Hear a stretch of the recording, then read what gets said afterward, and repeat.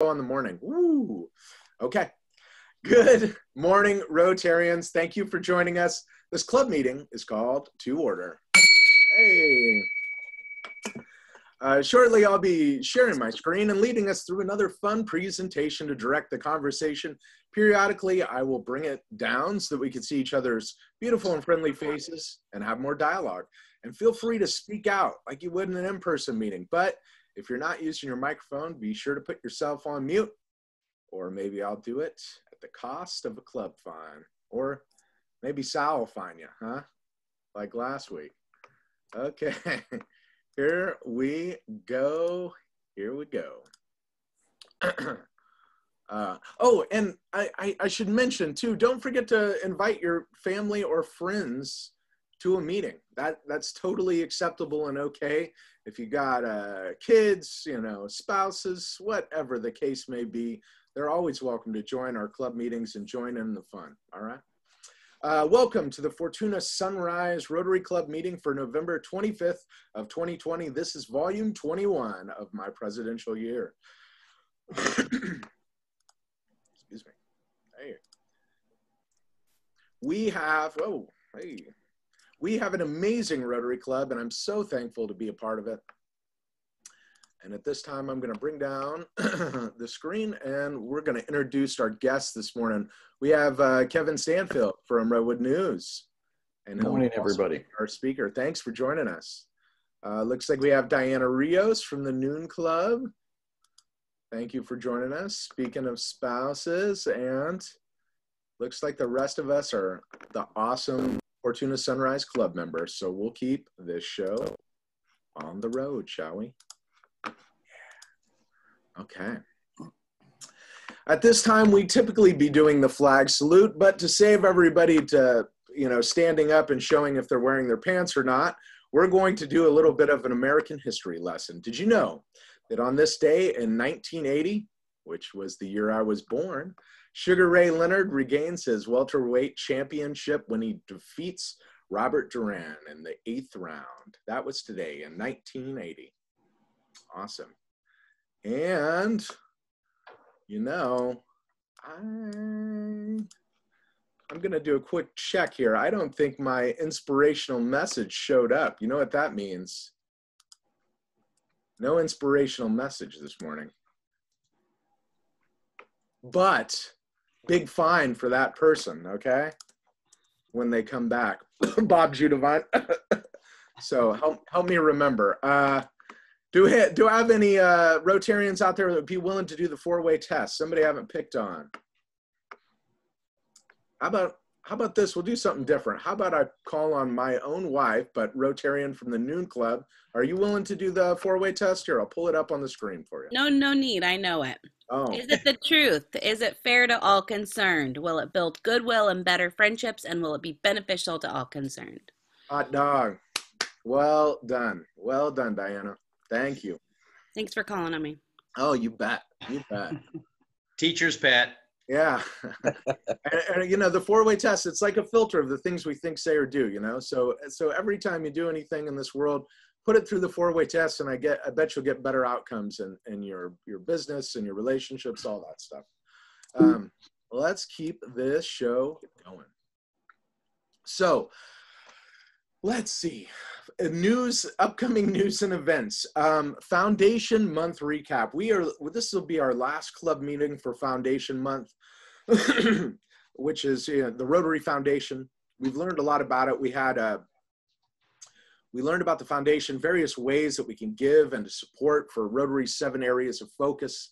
We received a current look at Rotary's fight for polio, to end polio. That was last week. And we gave to causes that were bigger to ourselves with the hopes of making this world a better place. So thank you, Rotarians of the Fortuna Sunrise Rotary Club, for your support to the Rotary Foundation. And Foundation Month is not over yet, so you still have the opportunity to sign up to give more. You can sign up to do automatic withdrawals from your bank account, maybe something like $10 a month.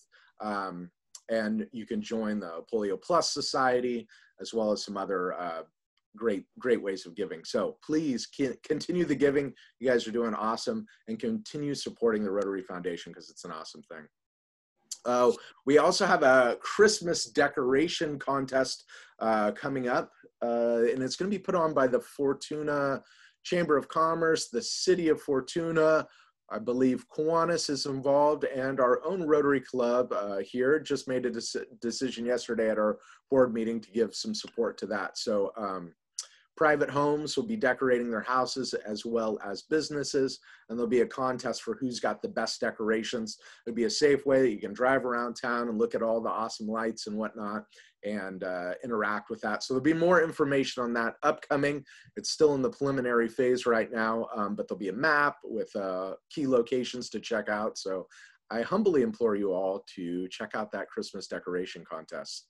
Is there anybody on? There might be some stakeholders here. Did I hit check all the boxes? Becky Jack might have more information. Beck, do you want to say anything? Oh, no.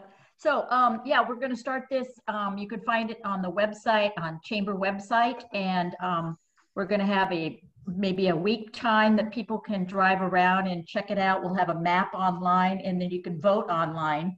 And so we're going to have monetary prizes, but businesses are also included. So we're really trying to get people involved in decorating and then register so we know you're there and you can be on the map. But we really appreciate the support of Sunrise Rotary, and many other businesses and service groups are chiming in. So it's something fun for this very unusual holiday season. So thanks, Sunrise. Thank you. Thank you. And speaking of, challenging years and shifting gears, Seafood Boil is our major fundraiser every year. It's typically in January.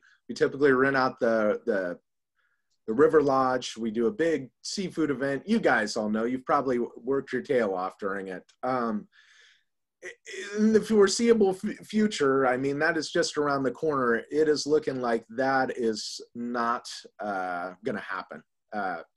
So we need to shift gears, and we need to create a subcommittee to start talking about things and maybe having some regular meetings outside of our club meetings. And I was wondering, let's see, I'm going to pull up my little list now. Okay. Is there any folks here in our club, and I don't have you all on the screen, so I'll have to scan through it, but is there any folks that would be willing to sign up to brainstorm for and work on what a replacement for Seafood Boil is going to look like? And could maybe hold up your hands or hit up the chat, and I could create a list. Okay, I've got John Sapper on there. Who else? Let's see, Ross, Scott, Chris Broadstock. Okay, I'm scanning through there. Sal. Anybody I'm missing? Oh, Carrie is willing. Thank you so much, Carrie. And Heather, thank you. Anybody else? I know this is a little clunky, but we can't do outside in anymore, huh? If only. Hey, Dawn, you made it. Cool. Awesome. All right. So I got John, Ross, Scott, Chris, Sal, Carrie, and Heather. Anybody else? Oh, Dawn. Thank you. Okay. Awesome. Thank you so much.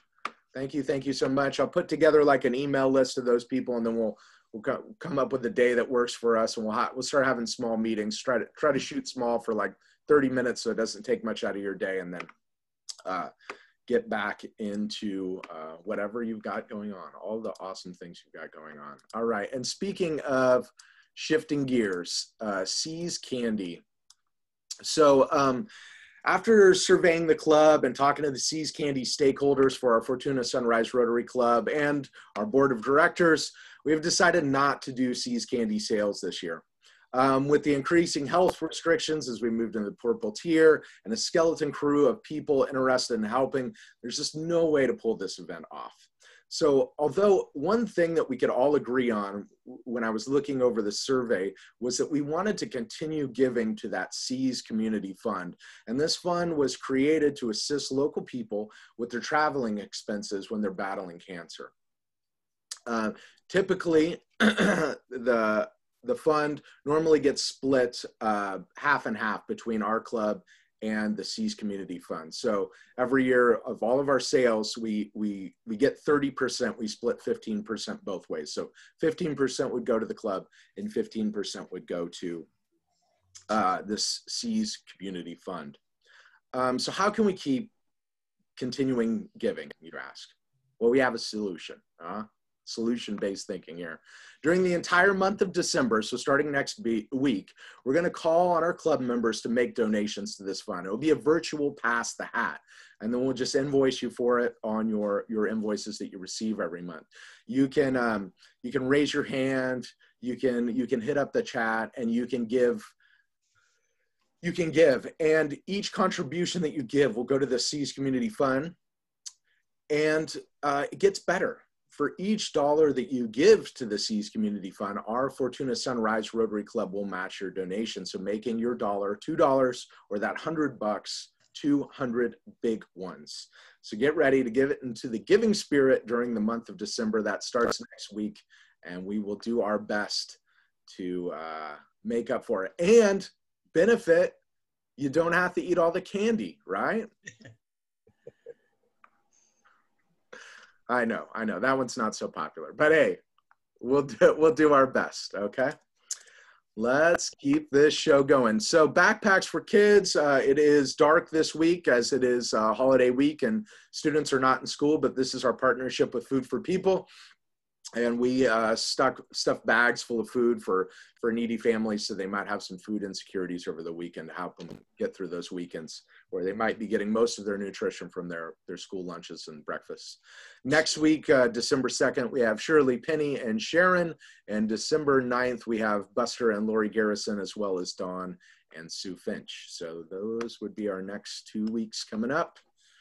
And let's see, I'm going to pull down the screen share. Is there anybody who's got any announcements, blatant plugs, things they'd like to share at this moment in time?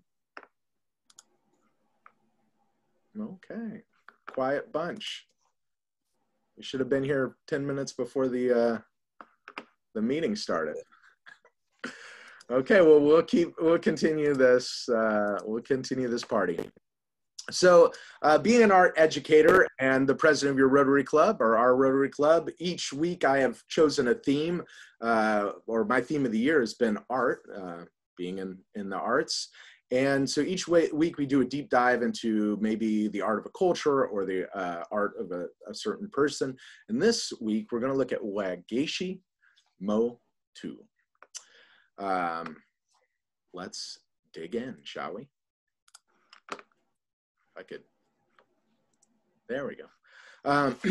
So a Kenyan-born artist, Wangechi, explores the violence and misrepresentation that women experience in the contemporary world, referencing artists such as Gustav Klimt and Egon Schiele, as well as art historical movements like surrealism. Her drawings and collages graph together images that are anthropological, ethnographic, and also use medical texts. Also use of popular magazines like Vogue in there. There's little bits of collage and all the work. And I believe these are mixed media pieces. So I see some, what looks like inks maybe in there, or some watercolors, some very translucent paints going on. Very expressive, kind of distorted work. Once again, calling on that early work of Egon Schiele. Beautiful, beautiful stuff. We're going to go a little deeper because this is a really cool thing right here. Caryatids, sorry. So Miss Mutu placed these bronze statues of seated women in these 4 niches that have been vacant since the opening and building of the Museum of Modern Art in New York. And you can see them in the upper right-hand corner, I believe, of your screen. These caryatids are born out of the traditions of European and African, and these graceful, commanding figures are changing the face of the museum, literally and figuratively. Influenced by these caryatids, which are stone carvings typically of women, draped female figures. They were used as pillars to support the building. And Wangechi's sculptures will sometimes reflect the sunlight and spooky intensity, a stunning message from beyond, as she says. It's a testament to the belief that, like street theater and religious rituals, art can nudge viewers towards congregation. This facade commissions arrives in the run-up of the 150th anniversary year of the Met's founding, and heralds the commitment to expand and amplify the dialogues with contemporary artists. And here you can see those empty niches, like I mentioned, but you can also see a couple of stages of the work of these statues that she did. First, she worked in a plastiline clay and built smaller representations of them, kind of dialing in the shape and the figure using a technique called coiling in ceramics, where you coil together long little strands of clay. Those were 3D scanned and then blown up to a larger size. And then she took those larger sizes and dialed in the detail even more, which were then cast into bronze. And then the bronze castings were brought to her studio where she worked on the patina, getting all those cool textures and, aging them basically to make them not look like they were just freshly cast in bronze. So beautiful, beautiful, beautiful work. Okay, and as always, on the last slide, I am going to ask on a member of this club to tell me a little bit about it. And why don't I call on, let's see, how about Chris Broadstock? How's that sound? Chris, you want to tell me a little bit about Wangechi Mutu's Writing Death in My Sleep? Yeah, thank you, Simon. Yeah, what was surprising that she moved the artwork to different mediums, and started with just collages and art inks on a canvas, but moving to sculpture, much like we've seen your art actually move to different mediums over the years. But this piece in general, there's a lot of striking designs, a lot of striking patterns. That may be a culture thing. I've seen a lot of artwork that represent that in maybe native cultures.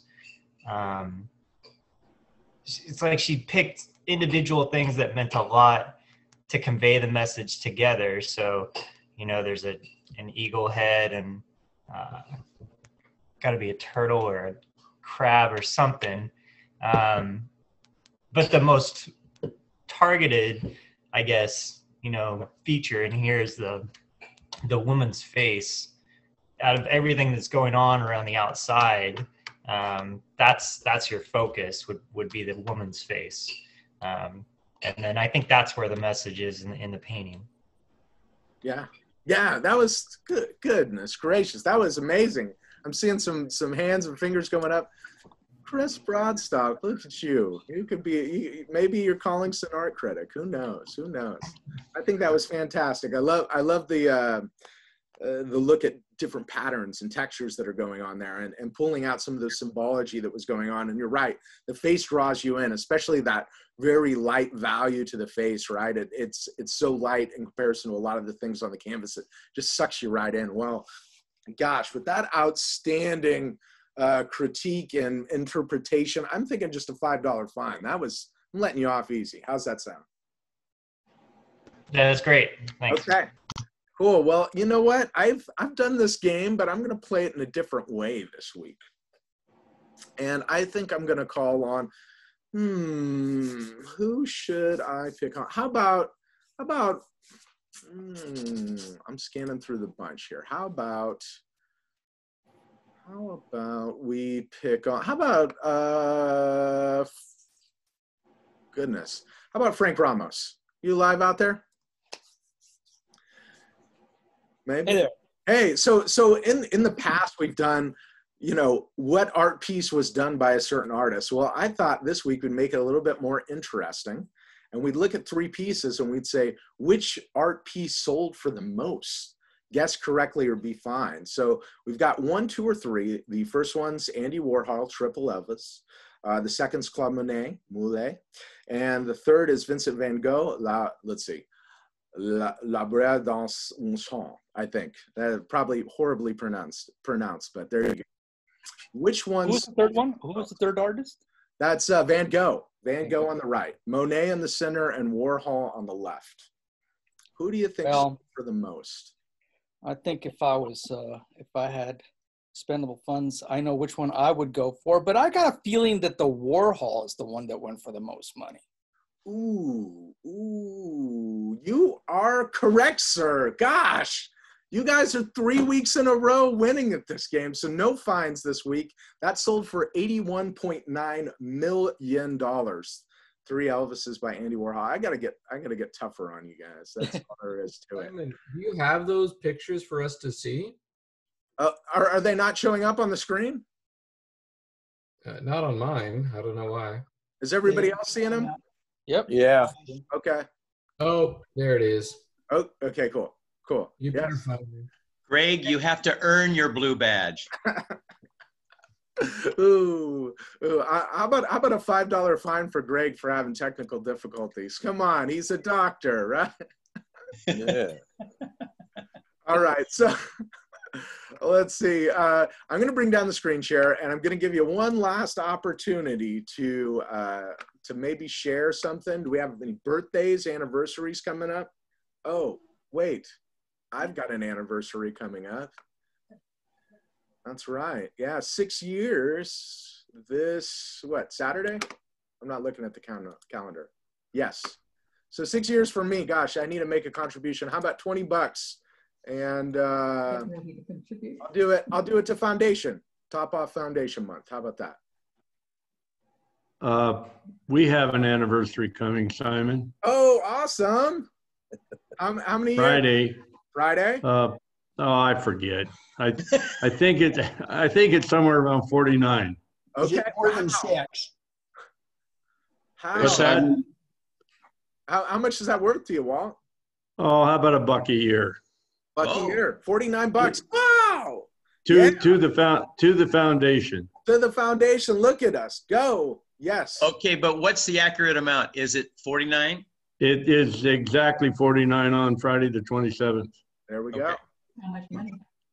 Simon, Yeah. Diane and I have our 46th anniversary on Sunday, Wow. 46 years. Goodness. You guys are, and I'll do $1 a year too. oh man. Goodness gracious. All right. Thank you so much, Steve. And I hear through the grapevine that somebody turned 60 recently. Maybe somebody that was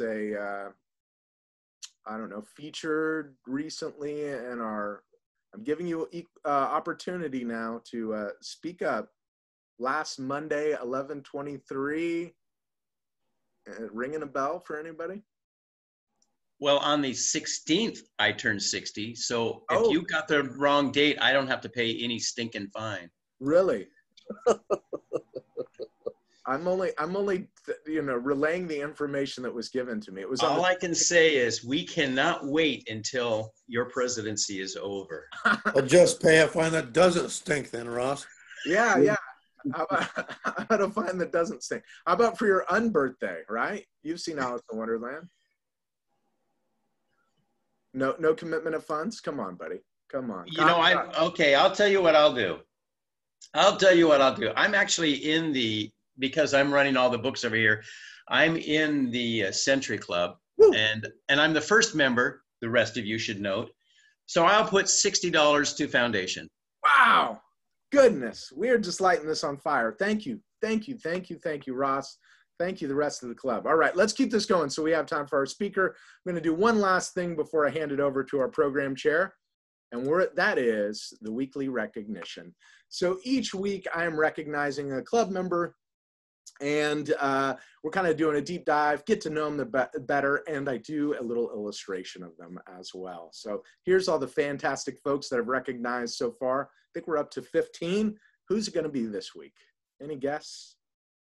Let's see. Let's go with Mr. Rick Center. Rick. So I thought I'd even go with alliteration this week. We've got Rick Center, patriarch, patriot, and pharmacist. All right. So, and I did a dashing illustration of you as an early pharmacist with your little mortar and pestle there. You're grinding up some pills or something. I don't know. I don't look too early there. What? Well, it's recent, Rick, but Okay. the outfit, the tie, the suit, and it's a vintage look. And do they still grind pills up like that with the mortar and pestle, Rick? Rarely. Yeah. Still do it though. Okay. Well, did it happen in your lifetime of pharmacy? Oh yeah. Okay. That was before computers even. Wow. Well, let's dig into it. So, Patriarch Rick Sinner is the head of his family, and which he has these honest values, the altruism and love, and it can be seen through all the smiling faces that we see here on the screen. His daughters, Kristen and Carrie, and his grandchildren, Casey, Marie Catherine, Claire, and Tessa, are all reflections of this excellent role model. Let's not forget the matriarch, and that's your beautiful wife, Joanne, Rick. You've served as the charter president of our Fortuna Sunrise Rotary Club, so the father, you could say, in 1995. And if it wasn't enough, Rick has also been known as the king of cardboard. And if you look dead center there at the top, look at those cardboard creations, the skill, the artistry, the 3D, the painting there, that's outstanding. Kind of wish Rick was my grandfather, man. Simon, you're not Old supposed to enough, say maybe. dead. Simon, you're not supposed to say dead center. That's true. Oh, Thank you, Steve. Well, and how about this lovely picture of Rick and his wife in front of a bowl of oranges there too, just casually hanging out, Anyway, beautiful family you've got, Rick. Let's keep going. Patriot, first off, thank you, Rick, for your service to our country. You're welcome. Mr. Sinner joined the U.S. Navy submarine service right after high school, and your leadership and organization has been the fuel behind our Flags on Main Street project, which is so cherished by the community here in Fortuna. And I hear you have a deep appreciation for U.S. history, especially submarine history. So we've got some awesome photos of doing the Flag Day. Is that you at Arlington Cemetery there in the bottom right? And then was that like one of your early? That's actually in Normandy. Normandy. Okay. Wow. Yeah. Goodness. So outstanding, patriot that you are. Thank you so much, Rick. And You're welcome. Thank you. Yeah, you bet. And let's go to the last slide. Rick Sinner, pharmacist. Rick opened the Center Community Pharmacy in 1984, I believe, and for years provided services that helped out the Eel River Valley. And when they needed to get some, when people in our community needed to get some basic antibiotics or maybe some medicines for some serious health issues, you were there. Not only that, when you were here for us when you were sick, you gave back to the Eel River community through Rotary, through the Redwood Memorial Benefit Balls, and so many, many more things that you've done.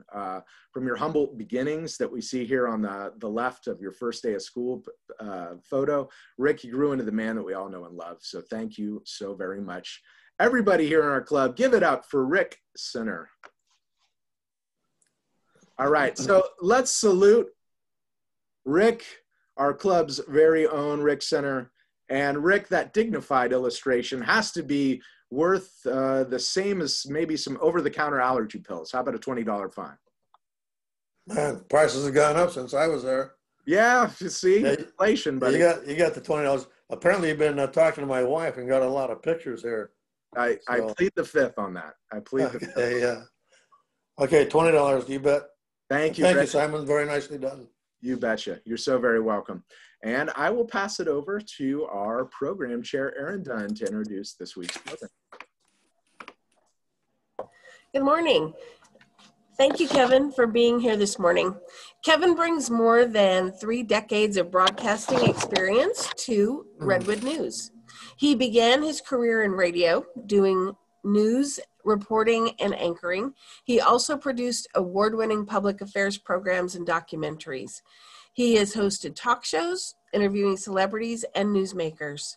After making the transition to TV, Kevin anchored the morning news at the ABC affiliate in Salt Lake City. Kevin went on to anchor and report the news in Grand Junction, Colorado, Bismarck, North Dakota, and Bozeman, Montana. He now takes the role of news director and evening anchor at Redwood News. Kevin and his dog Marley are excited to be in Northern California, as Marley loves the beach. He's looking forward to getting to know Humboldt County and you. Kevin, thank you, Kevin, so much for being here this morning. We really appreciate it, and take it away. He's camera ready, by the way, I can see. Kind of, sort of, I guess. Can you guys hear me? Yes, sir. Okay, very good. So I'm new to this sort of thing. So how does one begin in a Rotary Club meeting? What are the expectations? At 7:30, I hope they're not too high. I mean, let's lower the bar. Yeah, well, you saw my presentation. Their expectations are very low around here. So, yeah, just tell us a little bit about yourself, a little bit more, and you know, what your goals are with this new position, and you know, just it's really just kind of short and sweet. Okay, well, my biggest accomplishment, I'm the father of 2 children. They're fully grown now. They're both married, and they both live in the Salt Lake City area. They basically hung around there for a while Dad has gone, you know, living different places around the country. I've got, like Aaron said, more than 36 years in this business. Started in radio a long time ago in 1984. So that very much dates me there. So it's been an interesting journey. This career of mine has allowed me to do some very unique and spectacular things. Everything from, you know, going on hot air balloon rides to meeting celebrities and interviewing celebrities to being a media witness to a firing squad execution. That was interesting.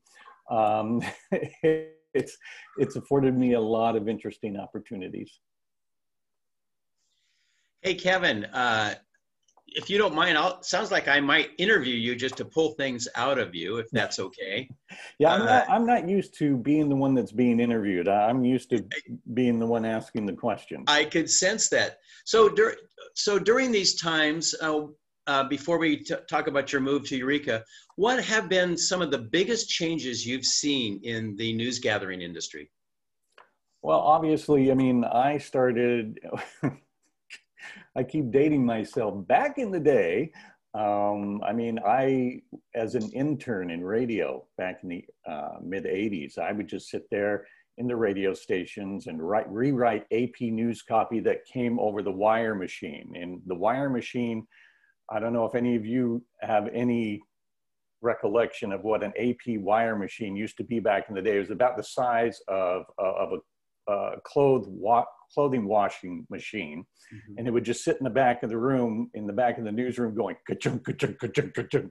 And every now and then you would hear these 3 little ding, ding, dings. And when you heard the bells go off, you knew something was happening.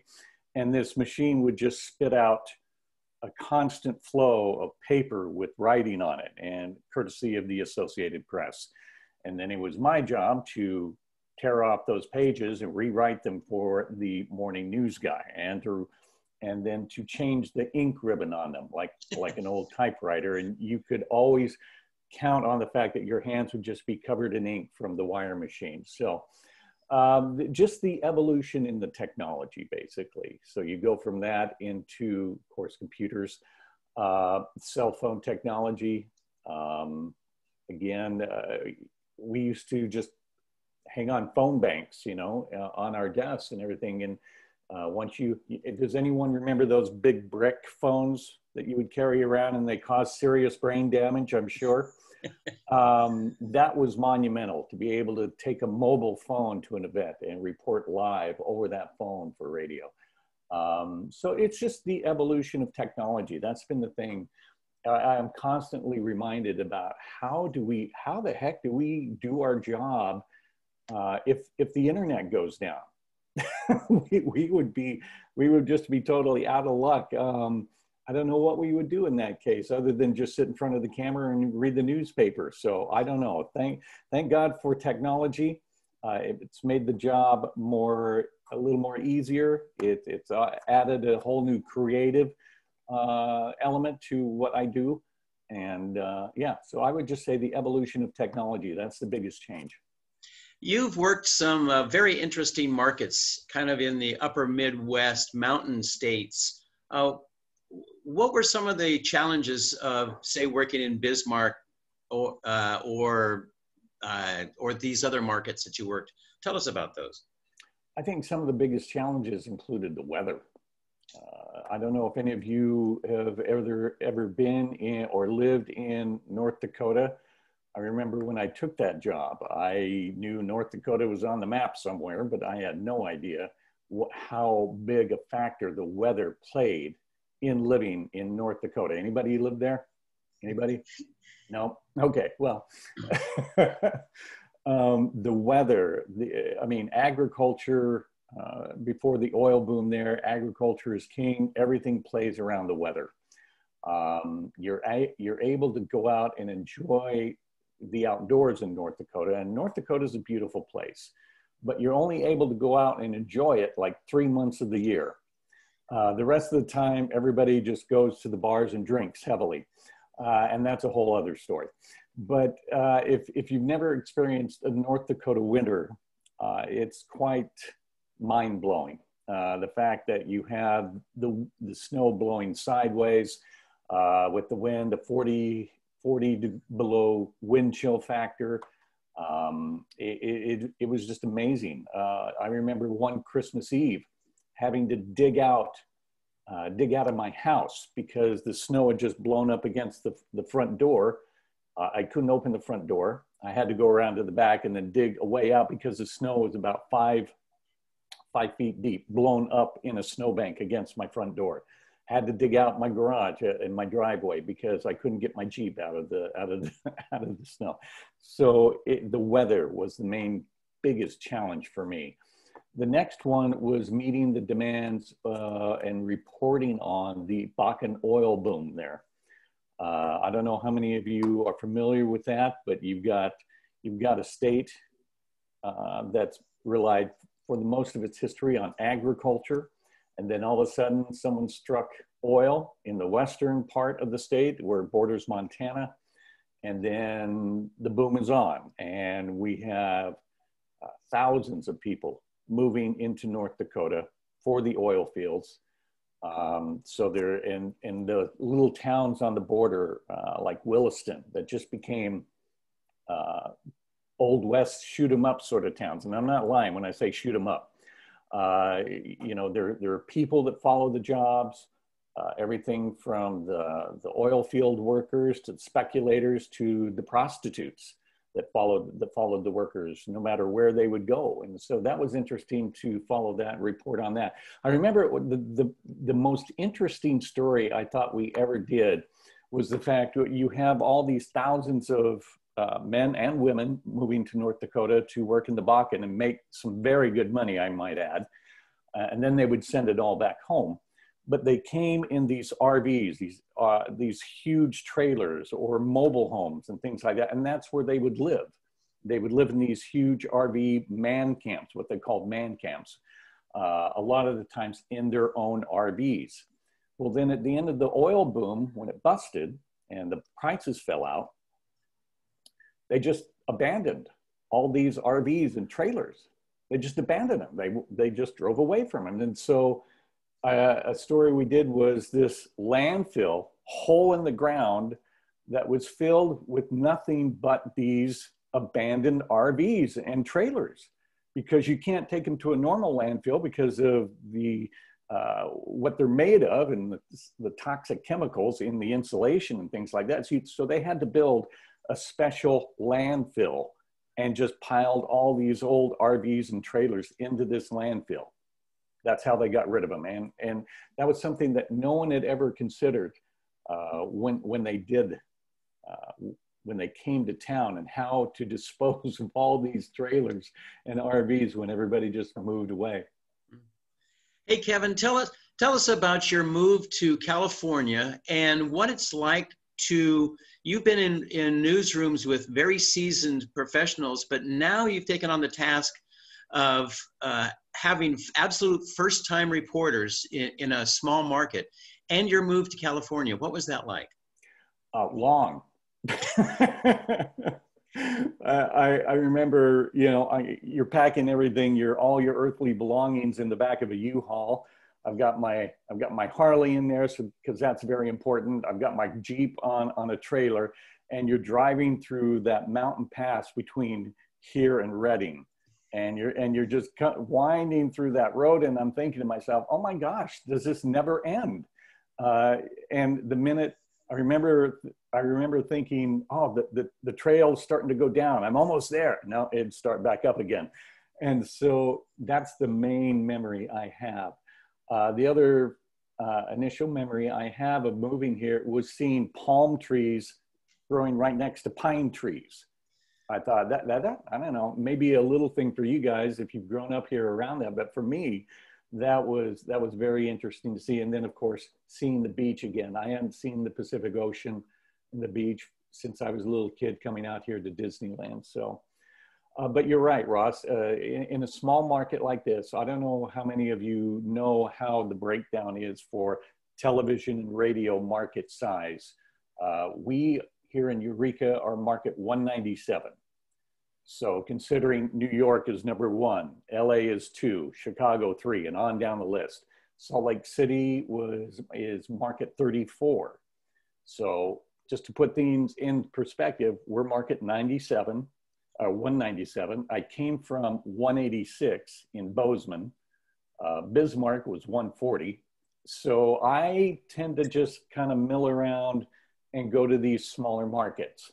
I'm kind of the antithesis of what people are in this industry. Usually, the typical goal is to go up the ladder, up the market ladder. You got to make it to LA. You got to make it to, you know, a big market like Chicago. I kind of went the other way. I went the other direction. And because for me, the main goal is just being in a place where I'm comfortable, where there's quality of life. And so that's what drew me here as well. The other thing about working in market at 197 is this is where the kids come to start their careers straight out of school. And so I'm familiar with that. I experienced that in Grand Junction, in Bismarck, in Bozeman. I worked with these 20-somethings that were right out of school. They were fresh. And it was part of my job was to be a mentor and a coach for them and to help them start their career. And and you got to be realistic. They're not planning to stay there their whole career. They're just going to fulfill their contract, be there hopefully 2 years, and then they're going to move on to bigger and better markets. So, and I know that. And so I'm very upfront with the reporters that I oversee in my newsroom. I tell them, look, I'm here to be your advocate. I'm here to be your coach, your mentor. And I'm here to help you build a good demo reel so you can make that jump to the next market. And they kind of sit back and kind of look at me, and because I don't think they've heard that before. But I realize that's my job as the news director. So I love first of all, recruiting, scouting around and recruiting these kids coming out of school. I like seeing all their demo reels on YouTube. If you ever get a moment and you've got some time to kill, go on YouTube and look up, just type in reporter reels, and you'll see all these different demo reels from different reporters who are getting out of school and are hoping to start their career in television. It's very interesting. Kevin, I'm sorry, I didn't mean to interrupt you. No, go ahead. Go ahead. I'd say one last question. What's it been like to run a news department in the era of COVID-19? Oh my gosh. There's no way to answer that. I mean, this is what we're going through right here, right now, has never happened before. So this is the age of Zoom meetings. This is the age of masking up. And I know in my last station, all of the reporters worked remotely. They didn't even come into the station. They each had a car. They each had a laptop. They each had their camera equipment.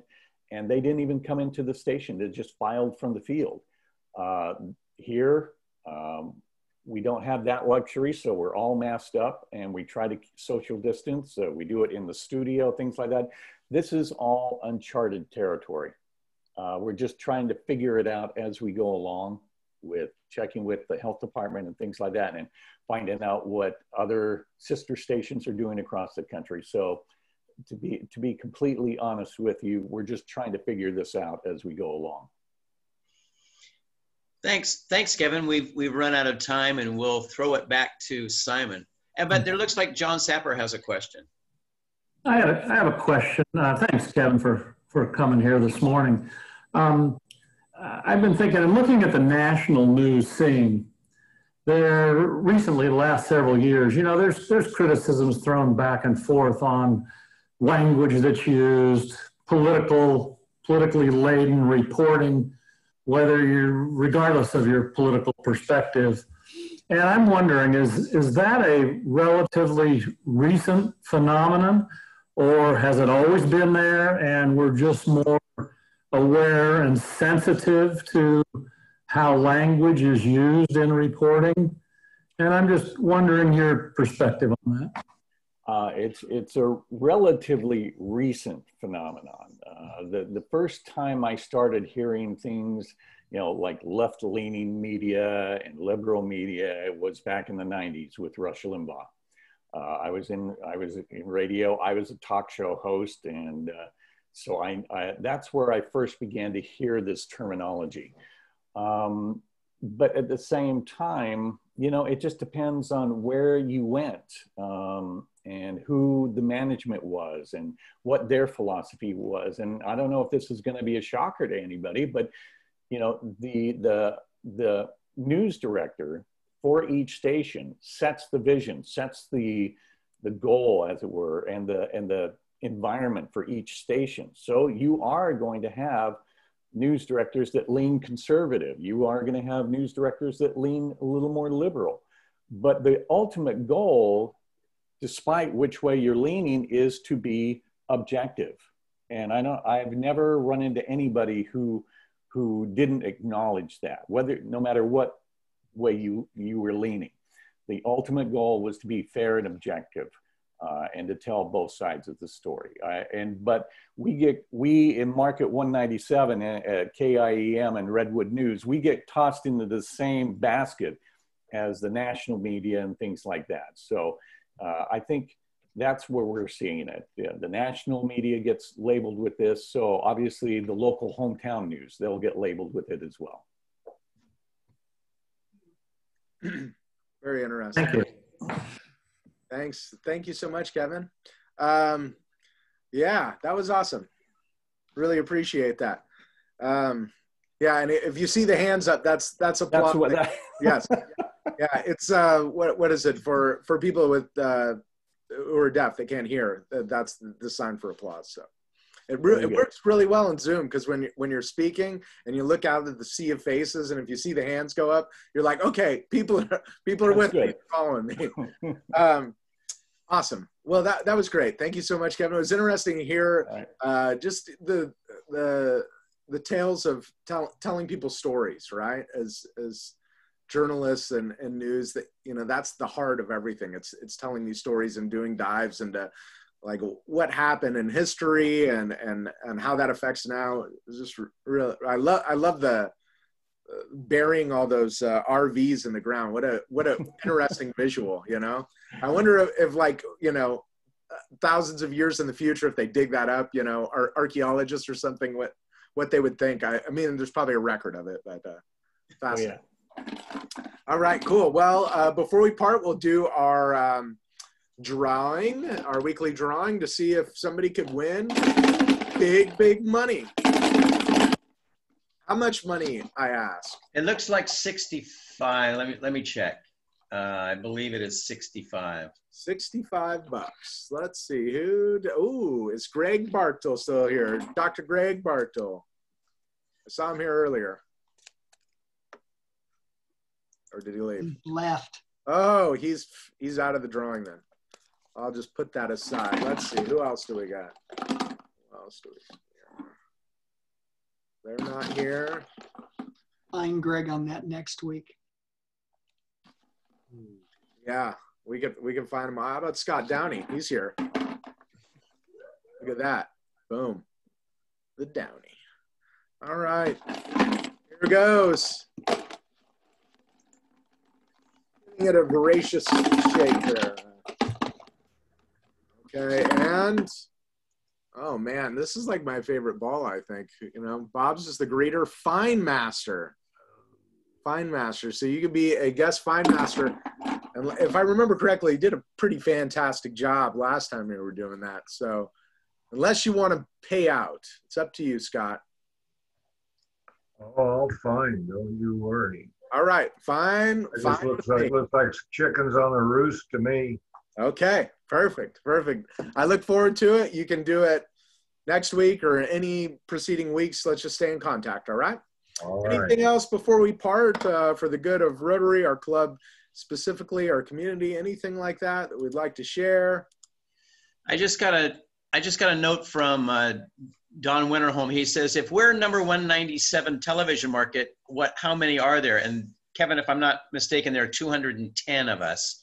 And there are even smaller stations out there than Eureka, California. Yes, there are. You're right. But not very many smaller. No.